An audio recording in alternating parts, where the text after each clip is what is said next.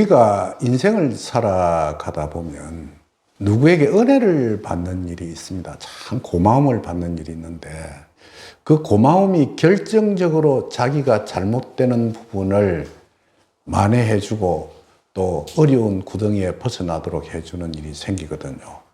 제게도 그런 일이 한 번 있었습니다. 그게 뭐냐 하면 저는 딸이 4명인데 그 애들이 아주 별나가지고 둘은 유학을 가고 하나는 골프를 하고 하나는 미술을 하고 해서 굉장히 저를 괴롭혔어요.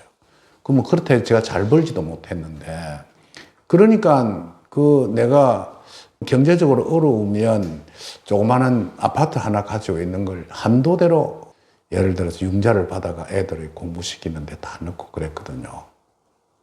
근데 그게 이자를 줘야 되는데 체납이 돼가지고 마지막 경고장까지 오는 거예요. 그러면 결국은 공매 처분 당하고 우리 식구는 그 집에서 쫓겨나고 하는 그런 위난의 시기가 왔는데 사실은 제가 어디 돈 빌려로 갈 줄 아는 그런 것이 하나도 없었어요.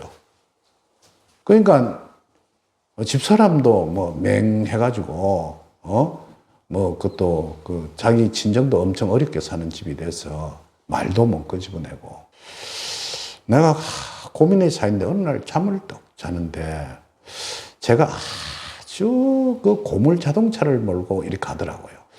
가는데 그 꿈속에서 그 자동차 본네트, 그러니까 앞에 있는 본네트 불이 났어. 근데 내가 막 당황을 하고 있는데 제 제자 중에 하나, 이름을 밝혀도 좋습니다. 기선이라는 애가 양동이에 물을 한 바퀴씩 가져오더만 확 뿌려 버리니까 거기 다 꺼져버리는 거예요. 그래 깼어. 그게 무슨 꿈인가 하고 있었는데 용기를 내서 그 애한테 전화를 했어. 기선아, 내 좀 만날 수 있겠나? 그러니까 예, 선생님하고 왔어.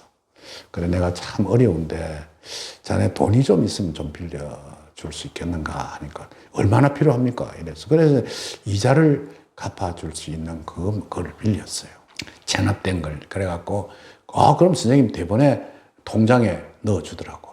근데 통장에 넣어주는 순간 은행이라는 사람 무서워. 싹 다 빼가 버렸어. 그래가지고 그 위기를 넘긴 적이 있었습니다. 그게 굉장히 고마웠어요. 근데 그 친구가 그러고 난 사라져 버렸어. 애가 고려대학교 생명공학과인가 다녔는데 졸업을 했는가 다니는 도중에 애가 외국인 회사에 취직을 해서 부산으로 와 있었다고. 그러니까 걸핏하면 내하고 같이 만나서 내 낚시 가는 데 따라와서 웃기기도 하고 집사람하고 친하게 지내고 이랬거든요. 그런데 돈을 빌려주고 난 후에 애가 행방불명이 돼버렸어. 행방불명에 내하고 연락이 딱 끊어졌어. 근데 또 무심한 게 금전이라고 금방 어디 돈이 유통이 안 되니까 그게 한 몇 년 흘렀어. 그러면서 내가 좀 정신을 차렸다고.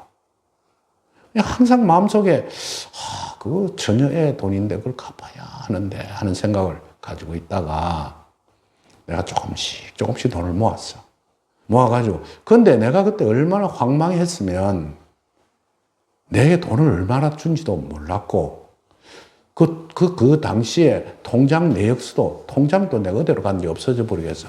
돈이 얼마를 빌렸는지도 몰랐다고. 그래서 대충 생각에 한 500만 원 정도 모아서 주면 되겠다 생각하고 돈을 모았는데 500만 원을 만들어서 그 애를 찾으니까 없는 거예요. 아무리 찾아도 없어. 그래서 사실은 온라인상으로 그 애를 찾았다. 거기 보니까 우즈베키스탄인가 그거 가 있더라고.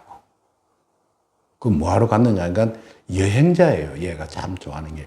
어느 정도로 얘가 여행을 즐겼느냐 하면 중국 여행을 하기 위해서 중국어를 배워가지고 배낭 하나 메고 중국의 온 구석구석을 다 답습한 애입니다.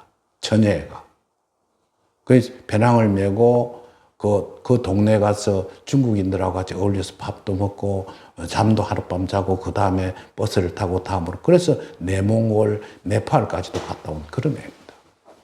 그러니까 우리가 거의 상상하지 못하는 그런 새로운 그 모습으로 인생을 사는 그런 처녀였다고. 그리고 무려 내가 그 집에 초대를 받아가서 자기 아버지를 만나고 자기 할머니도 만나봤어. 근데 참 좋은 분들이에요. 그러면서 자식들을 아주 개방적으로 자기가 애들이 하고 싶어 하는 방향대로 이렇게 키워서 딸이 셋이고 아들이 하나 있는데 다들 괜찮게 살아. 단지 지금 현재와 같이 결혼하고 애기 놓고 이렇게 사는 것이 아니라 자기의 길을 가도록 부모가 인도해 주더라고. 그래서 이제 어떻게 통화가 돼서, 선생님, 제 우즈벡에 있습니다. 이래. 언제 귀국하는가 하니까 이번 12월 말쯤 되면 귀국을 한다 그래요. 그럼 귀국하거든 내를 꼭 만나자 이랬어. 그리고 이제 기다리던 12월 달이 돼서 서울에서 전화가 왔더라고. 그때는 내가 서울 사무실이 없으니까 부산에서 KTX를 타고 서울로 올라와서 그 애를 만나기 위해서. 그러면서 내 그 지금 매니저하고 있는 가도현 실장하고 같이 그 애를 만나가지고. 난 서울을 잘 모르니까 참 맛있는 어떤 식당을 데리고 와서 밥을 한 끼 사주고 싶었는데, 뭐 가보니 뵐 수도 없는 집에 갔더라고. 그런데도 걔가 아주 맛있게 밥을 먹어. 그리고 난 뒤에 기선아, 내가 정말 미안하다. 지금도 그 생각하면 막 눈이 울컥해져. 그러면서 손에 그 돈을 꼭 쥐어줘서 이거 모자랄는지도 모른다. 근데 필요하면 또 이야기해라. 내가 있는 데 가는 데까지 자네한테 그걸 갚아줄 테니까 그런 이야기를 했어. 선생님 너무 많은데요. 아니, 괜찮다. 그리고 보낸 적이 있습니다. 그리고 난 후에도 지금까지도 어떤 생각을 하냐. 그 애가 그 당시에 내를 도와주지 않았더라면 현재 살고 있는, 내가 지금 살고 있는 아파트가 한 5년 됐는데 그것도 차지하지 못하고 살지 않았을까 하는 생각이 들어요. 난 이 유튜브를 하면서 느끼는 게 왜 내 이야기를 하느냐 하면 여러분들도 세상을 살면서 은혜를 받은 일이 있을 겁니다. 고마움을 받은 일이 있는데 그걸 꼭 물질적으로 갚아주는 것보다는 항상 마음속에 간직하면서 언젠가는 그 보은을 보답해야 되겠다는 생각을 가지고 세상을 살기를 바랍니다. 근데 최근에 다시 연락을 하니까 그 동생한테 연락이, 언니가 이제 대학교 이제 나이가 그리 들어가지고 아주 몇 년이 지났죠. 마지막 졸업 시험 친다고 요새 한답니다. 이래. 내가 웃었어. 아직까지도 나이가 드는데 결혼도 안 하고. 그런데 언젠가 내가 이제 서울에 자주 정착을 하니까 만났어. 그 애가 앞으로 어떻게 살아가는데 내로서 뭐 꼭 물질적인 것이 아닌 그런 걸 가지고 도움을 줘서 아름다운 삶을 살 수 있도록 그렇게 도와줘야 되겠다는 생각을 지금도 하고 있습니다. 내가 왜 그 이야기를 여러분에게 드리느냐 하면 여러분들도 틀림이 살아가면서 은혜를 입습니다. 그러니까 불경에 이런 말이 있거든요. 역경에도 있습니다. 사람은 잊어야 한다는 것은 잊지 못하고 잊어버려야 하는 일이 있습니다. 우리 살아가면서. 그리고 잊어서는 안 된다 하는 일은 자꾸 잊어버린다고. 예를 들어서 외동딸을 세상을 떠나게 한 부모의 마음은 그걸 잊어버려야 병이 안 돼요. 그렇지 않습니까? 우리 딸이 왜 죽었을까? 그 못난 애들도 많은데 그 귀여운 애가 해필이면 왜 그 애가 죽었을까 하면서 통탄을 하면서 계속해서 마음의 심장을 두드리는 부모들도 있거든. 그건 잊어야 합니다. 망각해야 하는 사랑이에요. 그런데 그걸 못 잊고 평생을 안고 가거든요. 그런데 무슨 고마움, 은혜 이런 건 그 당시 은혜를 입었을 때는 절대 잊지 않고 세상을 살아야 되겠다는 생각을 하면서도 어느 날 문득 망각이라는 아주 이상한 물질이 와서 본인은 그걸 잊어버리게 되고 뒷날 그 사람을 만나면 내가 물질적으로 갚아야 하겠다는 생각 때문에 은근히 피하고 그러면서 인간관계를 묘하게 형성하는 일이 생기거든요. 여러분 그러지 맙시다.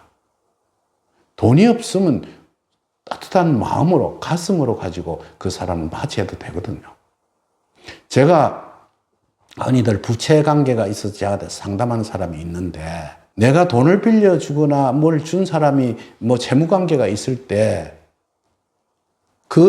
내가 갚아야 하겠다는 사람이 갚아야 할 의지가 있다고 하면 꼭 갚습니다. 그런데 의지가 없으면 아무리 자기가 잘 돼도 안 갚아줘요.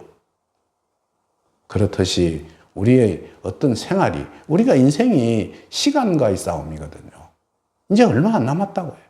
그리고 일생을 살아가는 것이 그리 길지 않습니다. 그 길지 않는 인생 속에서 아름다운 삶을 살기 위한 방법이 보온을 갚아주는 그 구름다리를 나아가며 사는 것이 어떨까 해서 이런 장을 열었습니다.